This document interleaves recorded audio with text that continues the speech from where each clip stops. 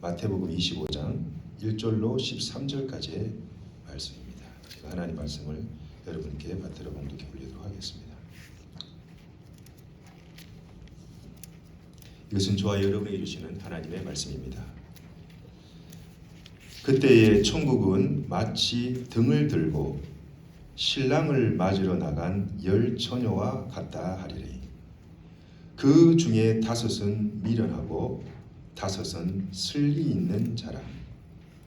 미련한 자들은 등을 가지되 기름을 가지지 아니하고 슬기 있는 자들은 그릇에 기름을 담아 등과 함께 가져갔더니 신랑이 더디옴으로 다 졸며 잘세. 밤중에 소리가 나서 보라 신랑이로다 맞으러 나오라 하매 이에 그 처녀들이 다 일어나 등을 준비할세.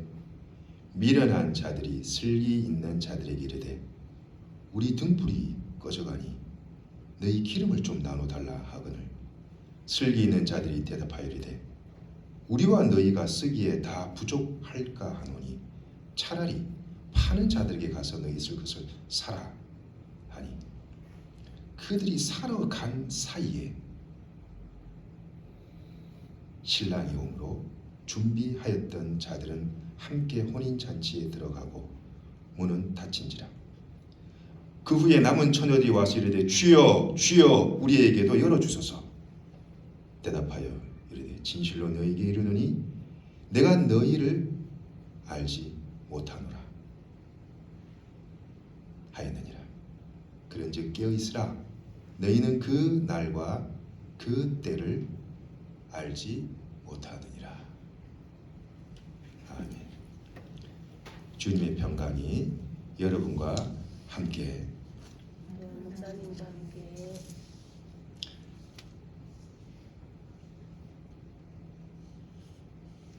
중국에 모소라는 대나무가 있다고 합니다. 이 모소라는 이 대나무는 산이나 밭에 심어놔도 최소 5년 동안은 땅 밖으로 전혀 솟아나지 않는다고 합니다. 그야말로 땅 속에서 뿌리만 사방으로 퍼져 나가다가 한 5년이 지날 때쯤이 되면은 하루에 한 자씩 자란다고 합니다. 그래서 불과 한 달 반 정도, 한 6주 정도가 지나면은 무려 키가 15m 이상씩 자란다고 합니다. 아마 우리 교회 이 지붕 높이까지 자라는 그런 대나무가 모소라고 합니다. 우리도 기도하다가 기다리다가 그것이 금방 이루어지지 않을 때 우리가 낙심을 하곤 하죠. 기도응답이 이루어질 때까지 시간이 걸려도 혹 하나님께서 다른 것으로 또 좋은 것으로 채워주실 것을 믿고 그 기다림의 행복감으로 살아간다면 그 사람은 참으로 행복한 사람이 아닐까. 여러분, 저와 여러분은 기다림의 존재입니다. 아니, 인간은 기다림의 존재입니다. 기다림이 사람을 성숙해 하고 또 성장시키죠. 농부는 황금빛 가을 들판을 기다려야 합니다. 우리 인생사 거의 모두 다가 기다림 없이 열매 결실을 보기가 힘듭니다. 한 커플이 가정을 이루어도 최소 10달은 기다려야만이 생명을 보게 되죠. 사랑하는 이를 전장터에 보낸 가족들도 돌아오기를 기다려야 합니다. 국방의 의무를 다하러 나간 자식 안전하게 집으로 귀환하기를 가족들은 또 기다려야 합니다. 과거 우리 장터에 나가신 우리 어머니들이 설날이나 생일날 그 특별한 날이 되면은 장터에서 그 깜장 고무신 한 컬레 그 사주실 것을 기다리고 동구 밖에서 어머니 오실 그때를 기다렸던 그런 추억들이 아마 다들 있을 거라고 생각이 듭니다. 기다림에는 사랑이 담겨 있습니다. 또 기다림에는 누군가에 대한 그리움, 또 누군가에 대한 애절함이 녹아 있죠. 여러분 살면서 누구를 간절하게 참 기다려 보신 적이 있으시죠? 그때 그 마음이 어떠하셨습니까? 이혜인의 행복한 기다림이라는 시가 있어서 제가 여러분께 소개하고자 합니다. 이 시는 이렇게 시작합니다. 뿌연 안개가 하늘로 올라가는 새벽, 초록빛으로 덮인 들길에 서서 행여 찾아올지도 모르는 당신을 기다립니다. 혹시 내가 보고 싶어 이곳에 찾아올지도 모르는 그대를 기다린다는 설레임과 행복한 기다림입니다. 난 오늘도 그 자리에 서서 먼 하늘을 바라보며 그리움으로 밀려오는 아픔을 안고 풀잎에 맺힌 이슬처럼 당신을 기다립니다. 참 이 시가 제가 이 보면서 참 여러 시 중에 참 이 시가 참 마음에 참 와닿았습니다. 마지막에 풀잎에 맺힌 이슬처럼 당신을 기다립니다. 이런 말이겠죠. 님이여, 저는 쉬 사라집니다. 저는 쉬 사라질 존재입니다. 그러나 나는 당신이 오실 때까지 제가 당신을 참고 인내하며 기다리겠습니다. 이런 진정성 있는 시인의 고백이 아닐까. 이 시인은 어떠한 경험으로 이런 시가 나왔을까 라는 생각을 곰곰이 해보게 되었습니다. 오늘 25장 마태복음 오늘 보신 본문은 주님께서 천국에 대한 비유의 말씀입니다. 아마 이 이야기는 여러분 모르시는 분이 거의 없으실 거예요. 신랑이 오기를 정말로 학수고대하는 처녀가 10명이 있었습니다. 이 10처녀는 모두 주님의 오심을 기다리고 있었어요. 기다리다 지쳐 다 잠들어 버렸어요. 5명만 잠들고 5명이 깨어 있었던 게 아니에요. 이 10명의 처녀가 성경에 보면 다 깊은 잠에 빠져버립니다. 신랑이 왔다는 소식이 들려요. 그래서 모두 깨어납니다. 그런데 지혜로운 5처녀는 자신들이 쓸 여분의 기름을 그릇에 그래도 충분히 준비를 합니다. 왜요? 혹시나 모를 비상사태를 준비하기 위해였겠죠. 기름이 다 떨어지면 그 들고 있는 횃불이 꺼질 수 있으니까 앞이 보이지 않으니까 어떻게 신랑을 맞이할 수 있겠습니까? 준비를 합니다. 그런데 이 미련한 5처녀는 그냥 횃불만 들고 그 켜져 있는 횃불만 들고 그 하나 믿고 신랑을 맞으러 나갑니다.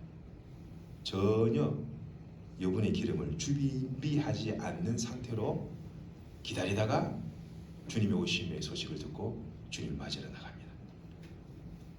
그런데 참 비상사태가 발생하죠. 여분의 기름을 준비하지 못한 이 5명의 미련한 처녀들이 들고 있는 그 횃불이 서서히 그 빛을 잃어갑니다. 서서히 그 횃불이 시들어갑니다. 횃불이 이제 꺼지기 일보 직전입니다. 화들짝 놀란 이 5명의 미련한 처녀들이 얼른 이 슬기로운 5처녀에 가가지고 기름 좀 나눠달라고, 남은 기름 있으면 기름 좀 나눠달라고 간곡히 요청하죠. 그런데 이 슬기로운 5처녀의 그 반응이 좀 예사롭지 않습니다. 그들이 말하기를 우리가 너희와 이 기름을 나눠 쓰기에 턱없이 부족하니까 그러니 지금 빨리 기름 장수에게 가가지고 기름 사가지고 오라는 거죠. 선택의 여지가 없는 거예요. 안 준다고 하니까. 그래서 이 미련한 다섯 처녀는 기름을 사러 황급히 기름집에 아마 엄마 젖 먹던 힘을 다해가지고 기름집에 갔다가 오는데 해필이면 그 기름을 사러 간 그 사이에, 여러분 살다 보면 참 이런 일이 가끔씩 경험하죠. 해필이면 그때 절묘한 그 타이밍 때 어떤 일이 일어나는 경우를 보게 됩니다. 기름을 사러 간 그 사이에 신랑이 오고 만 것이죠. 이 무슨 날벼락입니까? 문을 두드리며 간절하게 이 미련한 처녀들이 문을 두드리며 애원합니다. 우리도 기다리고 있었습니다. 그런데 기름 사러 간 그 사이에 당신이 오신 것입니다. 그러니 어서 문을 좀 열어주셔서 우리도 그 안으로 좀 들어가게 해주십시오 라고 간청합니다. 그러나 이 문지기의 대답은 아주 냉정합니다. 12절에 뭐라 이 대답합니까? I don't know. 나도 모른다. 내가 너를 알지 못한다. 목사님, 설마 전 아니겠죠? 라고 생각하시는 분 혹여 계십니까? 나는 못된 신앙에 수십 년의 교회를 다니고 주의를 감당했는데 나는 아니겠지요? 설마 내가? 아무도 몰라요. 가봐야 알아요. 주님 오실 때는. 여러분 10처녀가 다 잠들고 있었어요. 5처녀가 깨어있었던 게 아니에요. 10처녀가 다 뭐 놀러 간 것도 아니에요. 세상에 깊이 빠져 산 것도 아니었어요. 나름 신랑이 오실 것을 알고 있었어요. 그리고 기다린 자들입니다. 그런데 결과가 아주 냉혹했습니다. 다 신랑이 오실 것을 알고 기다린 자인데 누구는 천국에 입성하고 신랑을 맞이하고 누구는 천국 문 앞에서 문을 두드리며 문 열어달라고 애원하며 슬피 울며 애원하는 사람이 있다라는 것입니다.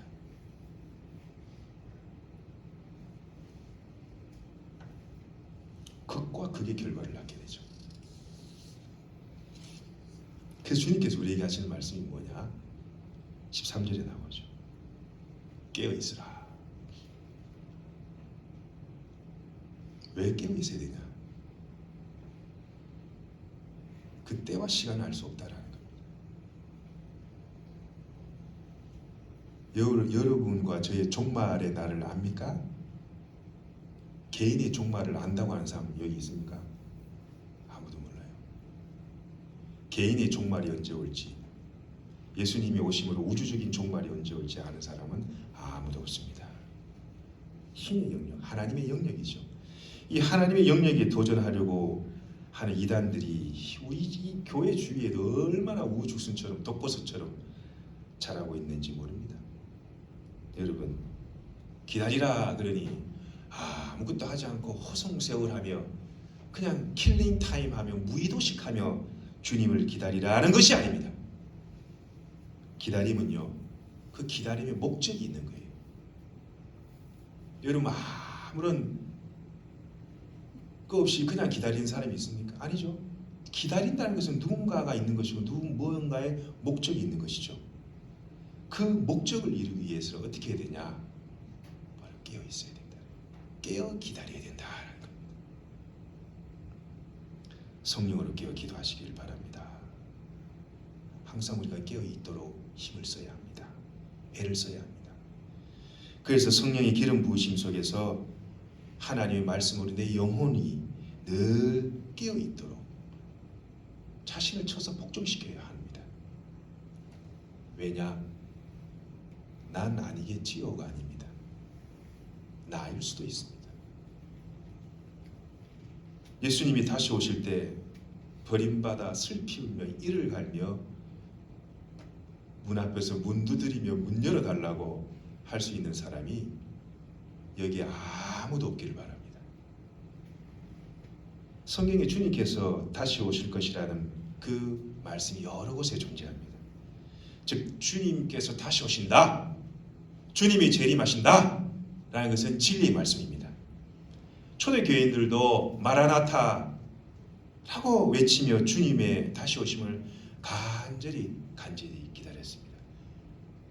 성경의 가장 마지막이라고 하는 요한계시록에도 주님의 오심, 주님 다시 오시옵소서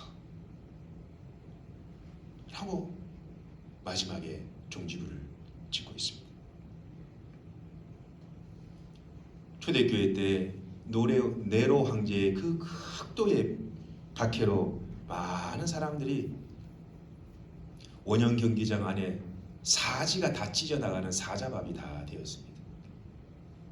목이 그냥 잘려나간 사람이 수도 없이 많았습니다. 현장에서 그 끔찍한 그 고문을 참지 못해서 수많은 사람들이 죽어갔습니다. 카타콤이라는 그 지하 도시에서 햇볕 하나 들어오지 않는 곳, 그 깊은 지하 도시에서 그 극도의 박해를 피해 수백 년을 사람들이 그 캄캄한 지하 도시에서 살았다는 것을 여러분 잘 아실 거예요. 기다림의 신앙, 깨어있는 신앙, 깨어 기다리는 믿음의 신앙. 햇빛이 강하면 그림자가 강하듯이 고난과 박해와 핍박이 강하면은 마라나타라는 그 말이 더 간절해지는 거예요.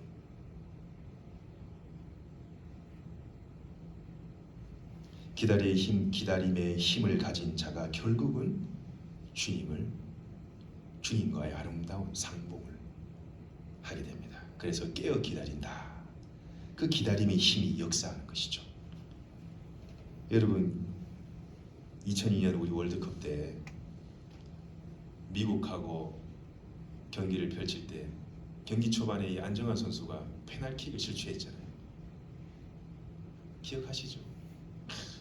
완전히 본인은 완전히 그냥 하늘이 무너진 것, 앞이 캄캄한 그런 심정이었을 거예요.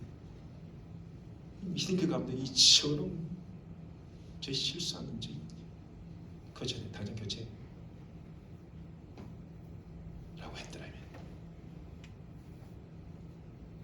4강의 신화가 이루어졌을까요?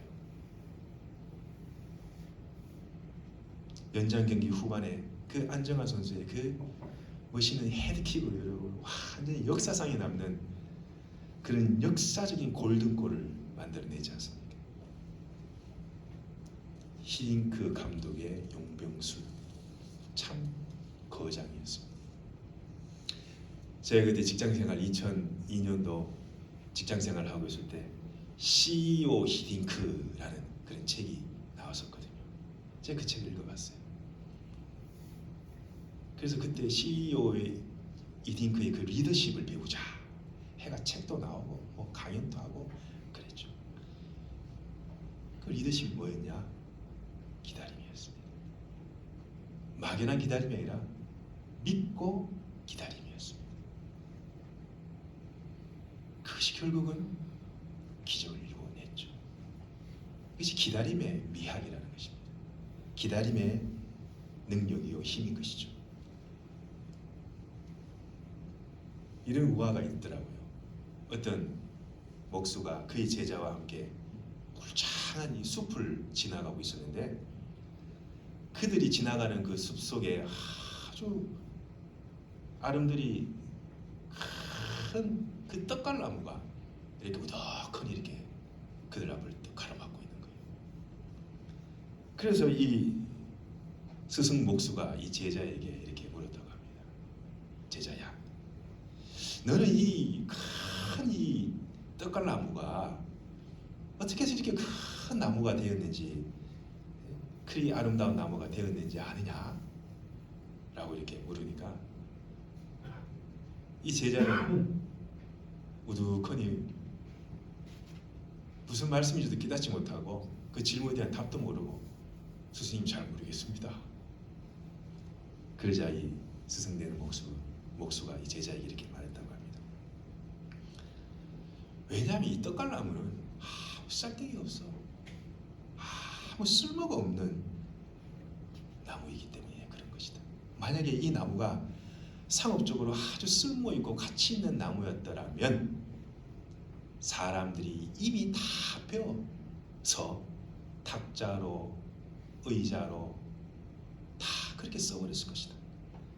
그러나 이 떡갈나무는 아무짝에 쓸데없는 쓰잘데기 없는 쓸모없는 그런 나무였기 때문에 사람들이 관심을 가지지 않아서 결국은 이 아름답고 울창한 나무가 되어서 많은 사람들에게 그늘을 주고 많은 사람들에게 안식을 주고 새들이 와서 깃들일 수 있는 나무가 되었단다. 여러분, 저와 여러분은 어떻게 보면 아무 쓸모없는 그야말로 무익한 종이라는 사도 바울의 고백처럼 그야말로 무익한 종들입니다. 사도 바울이 그렇게 고백을 하지 않나요? 내가 그 전에 알고 있던 모든 것들, 내가 어릴 때부터 배웠던 하나님의 그 토라의 율법과 모든 것들, 그것으로 가득 차여 있었는데 그 율법으로 내가 뼛속까지 내가 가득 차 있었는데 알고 보니 내가 예수 그리스도를 깨닫고 난 다음에 보니 내 속을 가득 채우고 있었던 것이 다 쓰레기요, 똥이요, 배설물이에요. 그러니까 내 속에 뭐가 차 있어요? 그것들로 차여 있던 사람이었다는 거예요. 그래 내가 진짜 부활하신 예수님을 경험하고 진짜 하나님의 그 인격적인 깊은 만남을 하고 난 후에 내가 변하는 거예요. 내 생각이 변하고 내 말이 변하고 내 행동이 변하고 하나님의 그 모습으로 서서히 사람이 이렇게 변화되어 간다는 것이죠. 그때까지 주님 우리를 기다려주시는 거예요. 그때까지 하나님 우리를 참아주시는 거예요. 그때까지 하나님께서 우리를 인내해주시는 거예요. 그래서 지금 우리가 이 자리에 있는 거예요. 그래서 직분 주시고 하나님의 그 뜨거운 피를 흘려 세우신 이 교회를 섬길 수 있는 기회 주시고 목숨 살려 지금까지 하늘을 머리 위로 발을 땅 위로 딛고 살아가게 해주시고 주님이 기다림이 없었더라면 주님의 기다림이 없었더라면 지금 우리는 여기에 있는 것이 아니라 어떤 사람은 땅으로 갔고 어떤 사람은 하늘로 갔겠죠. 대림절 네 번째 주일을 맞이하고 있습니다. 주님이 우리를 참고 인내하고 지금도 기다리고 계신 주님이 계셨듯이 우리도 주님의 다시 오심을 기다리래. 그냥 기다리는 것이 아니라 오늘 마태복음 25장에 나타나는 이 슬기롭고 지혜 있는 지혜로운 이 다섯 처녀처럼 깨어 기다림으로 주님과의 그 아름다운 재회를 그 재회의 환희를 맛보시는 여기 계신 모든 분들이 되시기를 주님의 이름으로 간절히 축원드립니다. 기도하겠습니다.